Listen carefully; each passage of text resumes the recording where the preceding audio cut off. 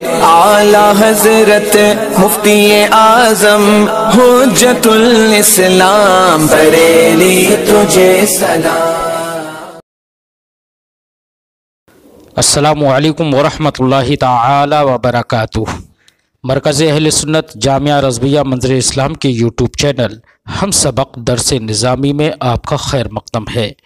پیارے بچوں، آپ میں سے جنہوں نے اب تک ہمارے چینل کو سبسکرائب نہیں کیا ہے وہ ضرور سبسکرائب کر لیں اور اپنے ساتھیوں سے بھی شیئر کریں اور بیل آئیکن بھی ٹچ کر دیں تاکہ ہر اپلوڈ کی نوٹیفیکیشن آپ تک پہنچ سکے، اور اپنے ساتھیوں سے بھی شیئر کریں اور بات پسند آئے تو لائک بھی کریں۔ اب آپ کو جامعہ رضویہ منظر اسلام کے ایک اہم اور ماہر استاذ حضرت مفتی محمد قمر صاحب آپ حضرات کے روبرو ہوں گے۔ وہ آپ کو تلخیص المفتاح جو بلاغت کی ایک مشہور ترین کتاب ہے وہ پڑھائیں گے۔ آپ حضرات ان سے غور سے سنیں اور اپنی کتاب کو یاد کریں۔ بسم اللہ الرحمن الرحیم ومنها الامر والاظہر ان صیغته من المقترنة باللام نحو لیحضر زید وغیرها نحو اکرم عمرا وربعید بکرا موضوعة لطلب الفعل استعلاء۔ انشاء طلبی کی ایک اور قسم امر کا بیان یہاں سے مصنف علیہ الرحمہ شروع فرماتے ہیں۔ زیادہ ظاہر یہی ہے کہ امر کا صیغہ جو لام کے ساتھ ملا ہوا ہوتا ہے، جیسا کہ ہم کہیں لیحضر زید، چاہیے کہ زید حاضر ہو، یا جناب والا امر کا وہ صیغہ جو لام سے ملا ہوا نہیں ہوتا ہے، جیسے کہ اکرم امرن، تو امر کی تعظیم کر، اور لام کے ساتھ ملا ہوا نہ ہونے کی ایک صورت یہ بھی ہے کہ بظاہر وہ کلمہ اسم ہو لیکن امر حاضر کے معنی میں ہو، جیسے کہ ربعیدہ بکرن میں۔ فرماتے ہیں یہ امر کے صیغے جو لام کے ساتھ مقترن ہو یا بغیر لام کے ہو، کائے کے لیے ہوتے ہیں؟ یہ وضع کیے گئے ہیں طلب فعل کے لیے استعلاء کے طریقے پر، یعنی کہ ان کے ذریعے سے ہم فعل کو طلب کرتے ہیں، لیکن کیسے طلب کرتے ہیں؟ اپنے آپ کو بڑا سمجھتے ہوئے، اپنے آپ کو بڑا سمجھتے ہوئے، اسی کو کیسے تعبیر کیا جاتا ہے؟ استعلاء سے، کہ استعلاء کا مطلب ہوتا ہے اپنے آپ کو بڑا سمجھنا۔ کیوں جناب والا یہ امر کے صیغے طلب فعل کے لیے وضع کیے گئے استعلاء کے طریقے پر؟ اس لیے کہ جناب والا ذہن ان صیغوں کو سننے کے وقت اسی معنی کی طرف منتقل ہوتا ہے۔ ذہن ان صیغوں کو سننے کے وقت اسی معنی کی طرف، کون سے معنی کی طرف؟ استعلاء کی طرف منتقل ہوتا ہے۔ اس لیے جناب والا زیادہ ظاہر یہی ہے کہ امر کا وہ صیغہ جو لام کے ساتھ ملا ہوا ہو یا بغیر لام کے ہو، وہ کائے کے لیے آتا ہے؟ طلب فعل کے لیے آتا ہے، استعلاء کے طریقے پر۔ وَمِنْهَا الْأَمْرُ، انشاء طلبی کی ایک قسم ہے امر والاظہر، زیادہ ظاہر یہی ہے کہ ان صیغتہ من المقترنۃ باللام، کہ امر کا صیغہ جو لام کے ساتھ ملا ہوا ہوتا ہے، جیسے کہ لیحضر زید میں، وغیرہا، اور وہ صیغہ جو لام کے ساتھ ملا ہوا نہیں ہوتا ہے، جیسے کہ اکرم عمرن وربعید بکرن موضوعات لطلب الفعل استعلاء۔ تو یہ امر کے صیغے جناب والا بائی انا کی خبر وضع کیے گئے ہیں فعل کو طلب کرنے کے لیے استعلاء کے طریقے پر۔ کیوں وضع کیے گئے ہیں؟ دلیل بھی پیش کر دی، لتبادل الفہم عند سماعها، ان الفاظ کو سننے کے وقت ذہن جو منتقل ہوتا ہے علی ذلک المعنی، انہی معنی کی طرف ہوتا ہے یا اسی معنی کی طرف ہوتا ہے۔ وقد تستعمل لغیرہ، ابھی تک آپ نے جانا کہ امر کا حقیقی معنی کیا ہوا؟ فعل کو طلب کرنا استعلاء کے طریقے پر، لیکن کبھی کبھی صیغہ امر کو اس طلب فعل کے علاوہ میں بھی استعمال کیا جاتا ہے، طلب فعل کے علاوہ میں بھی استعمال کیا جاتا ہے، جیسے کہ جناب والا اباحت کے لیے، اباحت کا مطلب اختیار دینے کے لیے، یا اباحت کا مطلب کیا ہے؟ جواز کے لیے، جائز ہونے کے لیے، کسی شے کے مباح ہونے کے لیے. جیسے کہ جناب والا ہم کہیں جالس الحسن او ابن سیرین، تو حسن کی طرح بیٹھ یا ابن سیرین کی طرح بیٹھ. تو اب یہاں پر جالس کو فعل امر کی صورت میں لائے ہیں، تو اب آپ یہ مت کہہ دینا کہ جناب والا یہ وجوب ہی کے لیے ہوگا، اس لیے کہ کبھی کبھی جناب والا امر کا استعمال اپنے طلب فعل کے علاوہ دوسرے معنی میں بھی ہوتا ہے. وہ دوسرا معنی کیا ہے یہاں پر؟ اباحت. اباحت کا مطلب کیا ہے یہاں پر؟ جواز، یعنی کہ اختیار. تو اب یہاں پر اختیار کے لیے ہے، یہ وجوب کے لیے نہیں ہے. ایسا نہیں ہے کہ تمہیں حسن ہی کی طرح بیٹھنا ہے یا جناب والا ابن سیرین ہی کی طرح بیٹھنا ہے، بلکہ مطلب کیا ہے؟ تمہیں اختیار دیا جا رہا ہے، چاہے تو حسن کی طرح بیٹھو، چاہے ابن سیرین کی طرح بیٹھو. یا جناب والا تحدید کے لیے بھی امر کا استعمال کیا جاتا ہے، یعنی کہ دھمکانے کے لیے، جیسے کہ اعملوا ما شئتم، تم کرو ما شئتم، جو تم چاہو. کہتے نہیں کہتے ہیں تم جو چاہو کرو، ڈرانے کے لیے. اب خیر نہیں ہے بھیا، اب پانی سر کے اوپر پہنچ چکا ہے، اب تو سننے کو مل رہا ہے جو چاہو تم کرو. یہاں پر اعمل جو فعل امر ہے یہ وجوب کے لیے نہیں ہے، طلب فعل کے لیے نہیں ہے، بلکہ تحدید کے لیے، ڈرانے کے لیے. تعجیز، اور کبھی امر کا استعمال تعجیز کے لیے ہوتا ہے، یعنی کہ کسی کو عاجز کرنے کے لیے ہوتا ہے، جیسے کہ اللہ رب العزت کا فرمان فَأْتُوا بِسُورَةٍ مِّن مِّثْلِهِ.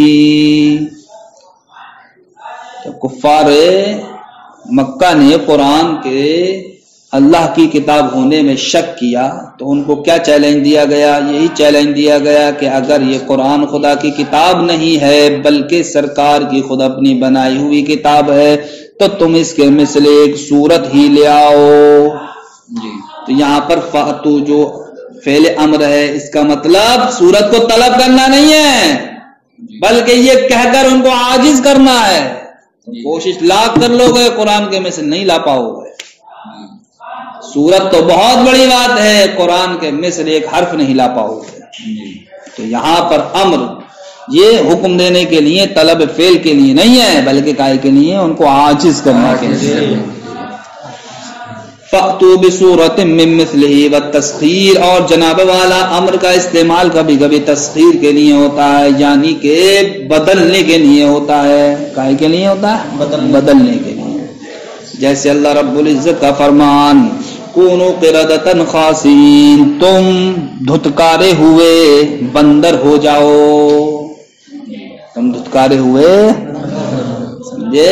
ان لوگوں کے تعلق سے کہ جن کو منع کیا گیا تھا کہ فلاں دن تم مچھلی کا شکار نہ کرنا، لیکن انہوں نے فلاں دن شکار تو نہیں کیا، لیکن فلاں دن انہوں نے صاحب نالیاں وغیرہ کھود دی، سمجھ گئے، جس کے ذریعے سے وہ مچھلی ٹہلتے ٹہلتے کہیں گڈھے میں آ کر جمع ہو گئی. اگلے دن انہوں نے شکار کر لیا، اس کا ہیلا بنا لیا صاحب کہ شکار بھی نہیں ہوا، اور اسی دن انہوں نے مچھلیوں کو اکٹھا بھی کر لیا. تو اللہ رب العزت نے فرمایا تھا تم ہو جاؤ کیا؟ دھتکارے ہوئے بندر. تو انسان تھے وہ، اب کیا ہو گیا؟ بدل گئے.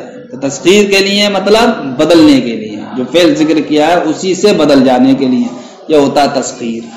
تو یہاں پر طلب نہیں کیا جا رہا بلکہ تسخیر کی جا رہی ہے، ان کو بدلا جا رہا ہے، انسان کو بندر بنا دیا گیا. تو کونوا قردۃ خاسئین، جیسے ہی کہا تو ویسے ہی وہ بندر ہو گئے، نہیں ہو گئے. والاہانت، کبھی کبھی فعل امر کا استعمال جناب والا اہانت کے لیے ہوتا ہے، توہین کرنے کے لیے ہوتا ہے، جیسے کہ کونوا حجارۃ او حدیدا، تم ہو جاؤ پتھر یا لوہا ہو جاؤ. ہم کسی کو اچھی بات سنانے کے در پہ ہیں تاکہ اس کی اصلاح ہو جائے، اب وہ کام الٹے پلٹے کرے پڑا ہے، آخر میں ہم کیا کہتے ہیں؟ پتھر ہو جاؤ تم پتھر. جس طریقے سے وہ بے عقل ہے، سمجھ گئے، اس کے اندر حص و حرکت نہیں ہے، ایسے ہی تم ہو جاؤ، تمہارے اندر بھی کوئی حص و حرکت نہیں ہے، تمہیں سنانا نہ سنانا دونوں کیا برابر ہے. تو اس وقت ہمارا کہنا کونوا حجارۃ او حدیدا، تم پتھر ہو جاؤ یا لوہا ہو جاؤ، تو اس کا مطلب یہ ہے کہ تم پتھر میں بدل جاؤ یہ ہم طلب کر رہے ہیں، یا لوہے میں بدل جاؤ یہ ہم طلب کر رہے ہیں، نہیں، بلکہ یہ توہین کے لیے تمہاری. یعنی کہ تمہیں تشبیہ دے دی گئی ایک پتھر سے، سمجھ گئے، جو پتھر کوئی تمہارے سامنے حیثیت نہیں رکھتا ہے تو تمہیں پتھر کی طرح بے حیثیت بنا دیا. یہ کیا ہو گئی؟ آپ کی اہانت ہو گئی. تو یہ امر کائے کے لیے آیا؟ اہانت کے لیے. اور جناب والا امر کا استعمال کبھی کبھی تسویہ کے لیے بھی ہوتا ہے، یعنی کہ برابری کے لیے بھی ہوتا ہے، جیسے کہ اسبرو او لا تصبرو، تم صبر کرو یا تم صبر نہ کرو، تمہارے لیے دونوں ہی برابر ہے، صبر کرو یا صبر نہ کرو. تو یہاں پر جناب والا اسبر، تم صبر کرو، یہ کائے کے لیے ہے؟ یہ برابری کے لیے، تسویہ کے لیے، تسویہ. والتمنی، اور کبھی کبھی جناب والا امر کا استعمال تمنا کے لیے ہوتا ہے، جیسے کہ شاعر نے یہ کہا الا ایھا اللیل الطویل الا انجلی انجلی، اے لمبی رات، اے لمبی رات، انجلی تو روشن ہو جا، نمودار ہو جا صبح کی طرح یا روشنی کی طرح. تو یہاں پر انجلی جو یہاں پر فعل امر کو لایا گیا ہے، یہ کائے کے نہیں لایا گیا ہے؟ اس کے کہنے سے کیا رات ہے تو کیا صبح بدل جائے گی؟ نہیں، تمنا کر رہا ہے وہ. کیا کر رہا ہے وہ؟ تمنا. تو یہاں پر امر کا استعمال کائے کے لیے؟ تمنا کے لیے. والدعاء، کبھی کبھی جناب والا امر کا استعمال دعا کے لیے ہوتا ہے، جیسے کہ ربی اغفر لی، اے میرے رب، اغفر تو بخش دے، لی مجھے. یہاں پر دعا کر رہا ہے انسان، اس لیے فعل امر کا استعمال ہوا، کائے کے لیے؟ دعا کرنا. والالتماس، اور جناب والا التماس کے لیے بھی فعل امر کا استعمال ہوتا ہے، یعنی کہ گزارش کے لیے. یہ اس وقت ہوگا جب کہ آپ اپنے برابر والے سے کہیں گے. کیا کہیں گے آپ؟ برابر والے سے.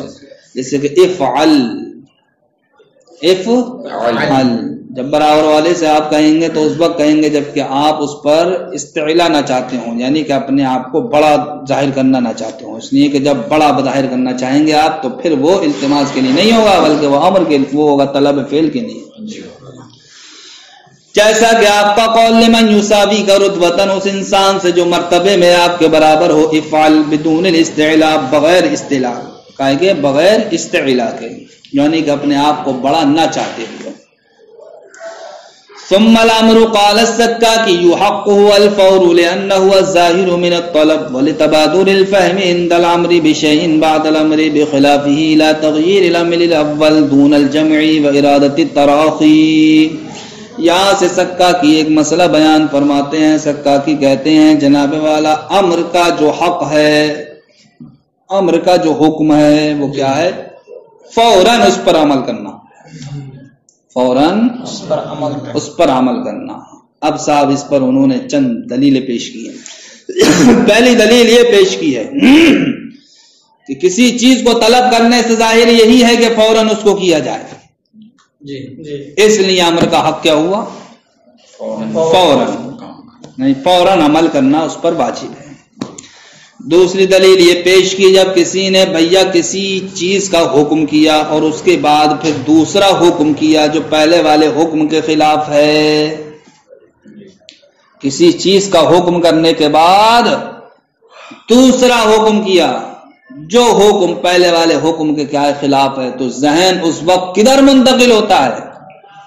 ذہن اس وقت اس بات کی جانب منتقل ہوتا ہے کہ پہلا والا حکم جو تھا وہ اب بدل گیا ہے. بدل کیا ہو گیا ہے؟ وہ بدل گیا. تو اب جناب والا ذہن اس بات کی جانب منتقل نہیں ہوتا کہ پہلے والے امر کو اور دوسرے والے امر ان دونوں کو جمع کر دیا جائے. نہ ذہن اس بات کی جانب منتقل ہوتا ہے کہ جناب والا پہلے والے امر کو دوسرے والے امر سے یا دوسرے والے امر کو پہلے والے امر سے تاخیر کے ساتھ ادا کیا جائے، بلکہ ذہن کس کی جانب منتقل ہوتا ہے کہ پہلا والا حکم اب دوسرے حکم سے بدل چکا ہے. تو یہ بدلنا پہلے والے حکم کا دوسرے والے حکم سے اس بات کو بتا رہا ہے کہ جناب والا امر پر فوراً عمل کرنا کیا ہے؟ لازم ہے. اس لیے کہ اگر فوراً عمل کرنا لازم نہ ہوتا تو دونوں کو جمع کرنا بھی صحیح ہوتا. سمجھ گئے؟ ایک میں تاخیر ہو گئی، ایک کو فوراً ادا کر لیا، سمجھ گئے؟ اور امر میں کیا تاخیر مثلا جائز ہے، تو جب تاخیر جائز ہوتی تو جمع کرنا صحیح ہوتا. اب جمع کرنا صحیح نہیں ہے، ذہن اس بات کی جانب نہیں جاتا ہے، تو اس سے پتہ چلا ہمیں کہ امر کا حق کیا، فوراً اس پر عمل کرنا واجب ہے. اسی طریقے سے جناب والا اگر امر پر فوراً عمل کرنا واجب نہ ہوتا، تب ایسی صورت میں ایک امر کو دوسرے امر سے مؤخر طور پر ادا کرنا درست ہوتا، حالانکہ وہ ادا کرنا درست نہیں ہے جی۔ اس لیے کہ اگر ہم نے کسی سے کہا، کیا کہا، کھڑا ہو جا، پھر ہم نے دوسرا حکم کر دیا لیٹ جا، تو اب کیا ہوگا؟ تو اب یہ نہیں کھڑا رہے گا، وہ کھڑا بھی رہا لیٹا بھی رہا، دونوں جمع کر سکتا ہے نہیں؟ یا ایسا بھی نہیں ہے کہ پہلے کھڑا ہوئے اب وہ کہے اب میں تمہارے دوسرے حکم پہ عمل کر رہا ہوں، لیٹ جا رہا ہوں، نہیں۔ اس کا مطلب یہ ہے کہ دوسرا جو حکم دیا ہے اسی پر عمل کرو، وہ بھی فوراً لیٹ جاؤ۔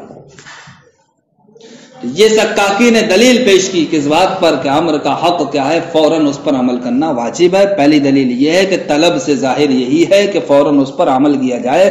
دوسری دلیل یہ ہے کہ جب کسی شے کا حکم کیا جاتا ہے تو کسی شے کے حکم کرنے کے بعد دوسرا حکم کرنا اسی شے کے خلاف، یہ جناب والا اس بات کی دلیل ہے کہ ذہن اس بات کی جانب منتقل ہوتا ہے کہ پہلا والا حکم بدل چکا ہے، نہ کہ دونوں کو جمع کرنے کی جانب اور نہ ہی ارادہ تراخی کی جانب۔ سمجھ گئے؟ یہ سکاکی نے دو دلیلیں پیش کر دی اس بات پر کہ امر کا حق کیا ہے، فوراً اس پر عمل کرنا واجب ہے۔ لیکن مصنف فرماتے ہیں سکاکی کے اس قول میں نظر ہے۔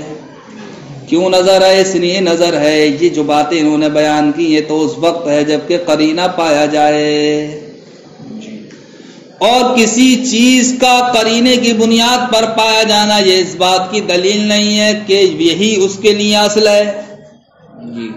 ارے قرینے کی بنیاد پر جناب والا فوراً عمل کرنا واجب ہوتا ہے، تو قرینے کی وجہ سے فوراً عمل کرنا واجب ہو رہا نہیں ہو رہا ہے؟ تو اب یہ قرینے کا پایا جانا اس بات کی دلیل نہیں ہے کہ امر کے لیے اصل یہی ہے کہ صاحب اس پر فوراً عمل کیا جائے جی۔ اس لیے سکاکی کے اس قول میں کیا ہے؟ نظر ہے۔ فرماتے ہیں ثم الامر قال السکاکی، پھر امر سکاکی نے کہا ہے حقہ الفور، اس کا حق کیا فوراً اس پر عمل کیا جائے۔ کیوں؟ لأنہ الظاہر من الطلب، اس پہلی دلیل اس لیے کہ ظاہر کیا ہے؟ طلب سے یہی ہے کہ فوراً عمل کیا جائے۔ ولتبادر الفہم عند الامر بشیء بعد الامر بخلافہ، اور جناب والا دوسری دلیل کہ ایک شے کے حکم کرنے کے بعد کسی دوسری شے کے حکم کرنے کے وقت جو حکم کیا ہوتا ہے؟ بخلافہ، پہلے والے حکم کے خلاف ہوتا ہے۔ ذہن منتقل ہوتا ہے الی تغییر الامر الاول، پہلے والے حکم کے بدلنے کی جانب، دون الجمعی، نہ کہ دونوں حکموں کو جمع کرنے کی جانب، ارادت التراخی، اور نہ ہی تراخی کے مراد لینے کی جانب۔ وفیہ نظر، سکاکی کے اس قول میں کیا ہے؟ نظر ہے۔ السلام علیکم۔